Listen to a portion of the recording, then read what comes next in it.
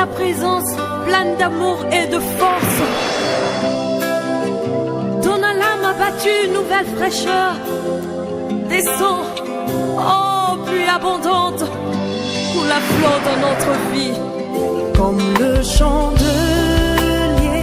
dans les lieux saints, Saint-Esprit, éclaire mon âme, réveille mon être entier par ta puissance.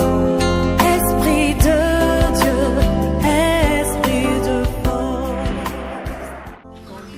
Oh, alléluia, alléluia. Nous bénissons le Seigneur Jésus pour la vie de tous ceux-là qui nous regardent. En ce moment, vous qui êtes de proche ou de loin, nous bénissons le Seigneur Jésus-Christ en votre faveur. Soyez bénis. Alors, nous allons rapidement prier pour écouter la parole de Dieu. Que le Seigneur vous soutienne. Seigneur, une fois encore, nous te bénissons, nous te disons merci. Recommandons, Seigneur, ce moment dans tes mains. Papa, prends le contrôle pour tout ce que nous aurons à dire. Car c'est toi qui es Alpha et Oméga. Manifeste, Seigneur, ta seigneurie dans notre vie. Pour la seule gloire de ton nom. Dans le nom puissant de Jésus, nous avons prié. Amen, amen. Bien-aimés dans le Seigneur, c'est le moment, celui d'écouter la parole de Dieu. Et nous allons intituler ce message en disant: tu ne manqueras jamais ta liberté. Alléluia. Mon frère, ma soeur, tu ne manqueras jamais ta liberté. Tu ne manqueras jamais ta liberté. Bon nombre de personnes qui sont sur cette terre, ils n'ont pas la présence de la liberté dans leur vie. Si nous parlons des païens, si nous parlons des féticheurs, des marabouts, même dans l'église de Dieu, il y a tant de personnes qui ont l'absence de la liberté de Dieu dans leur vie. Parce que il y a tant de personnes qui, leurs âmes n'a pas trouvé de la liberté. Mais toi et moi là, nous allons trouver notre liberté. Nous ne manquerons jamais notre liberté. Au nom puissant de Jésus-Christ. Pour confirmer cela, la Bible déclare déjà dans Galates chapitre 5, du premier verset, là dit: c'est pour la liberté que Christ nous a affranchis. Jésus-Christ était là juste pour notre liberté, afin que nous soyons des enfants affranchis. Pour cette raison, nous proclamons encore cette liberté. Toi qui n'avais pas la présence de la liberté dans ta vie, aussi longtemps que tu peux croire à ce message, maintenant où nous parlons, tu parviendras à la présence de ta liberté dans le nom puissant de Jésus-Christ de Nazareth. Dis-moi Amen.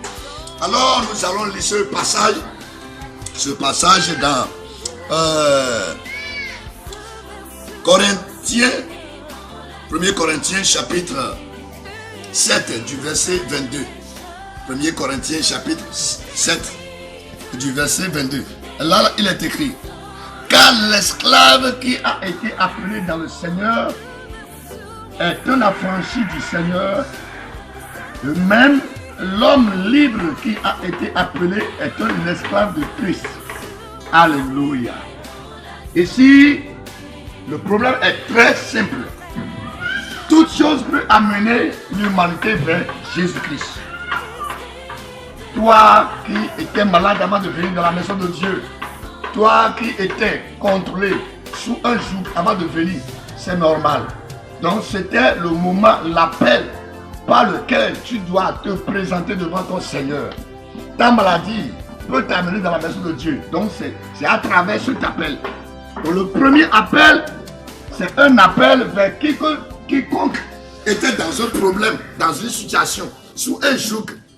Si tu es dominé par ce joug, il faut savoir que tu as reçu un appel de Dieu.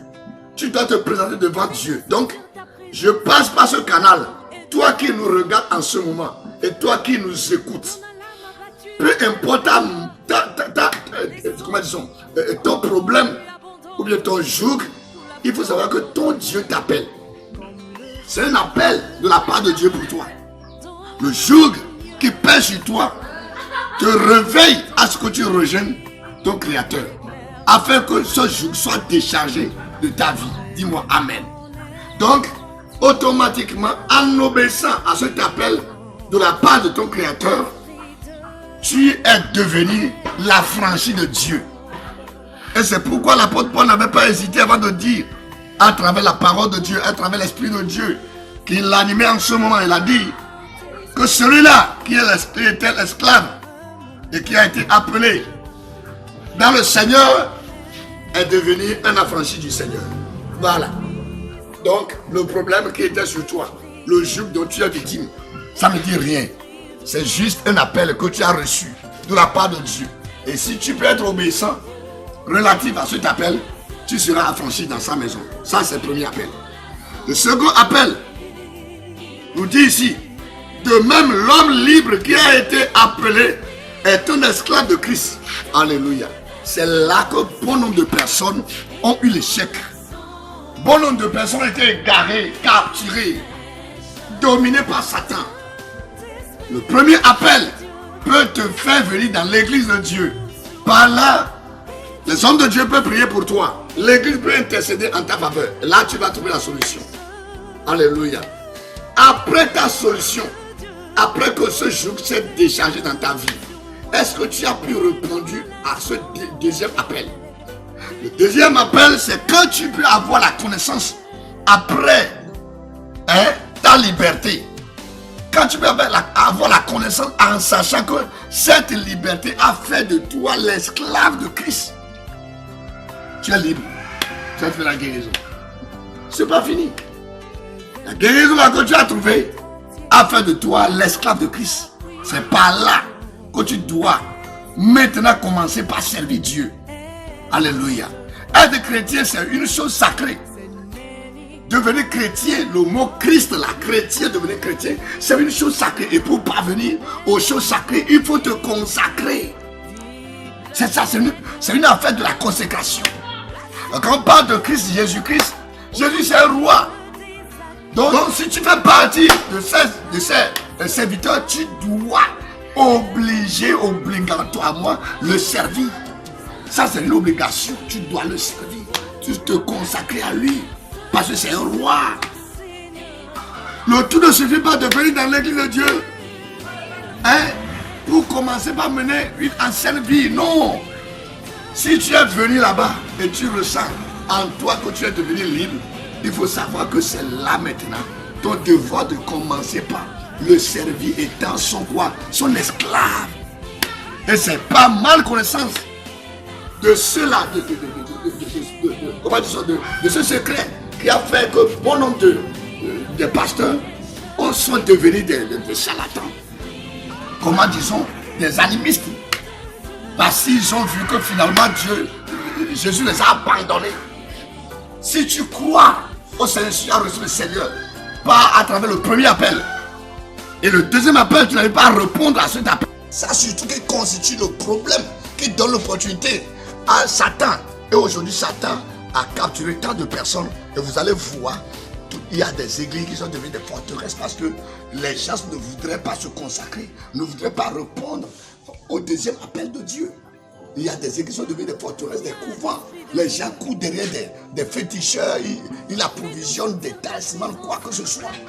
Alors que nous devons nous consacrer devant le Seigneur. Alléluia.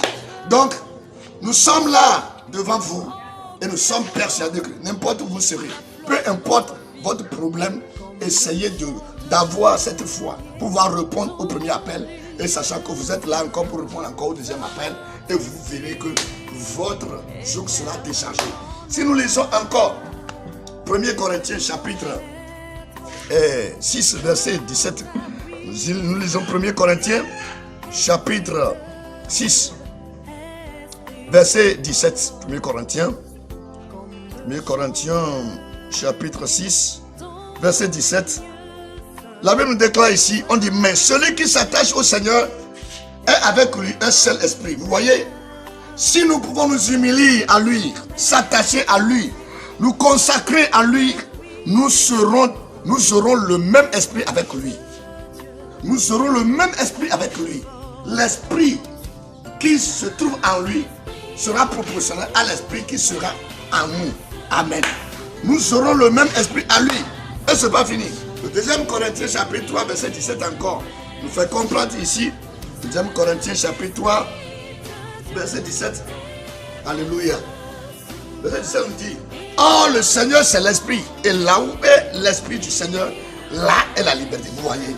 Donc, si nous s'attachons à notre Seigneur, nous faisons le même esprit avec lui, nous aurons le même esprit avec lui.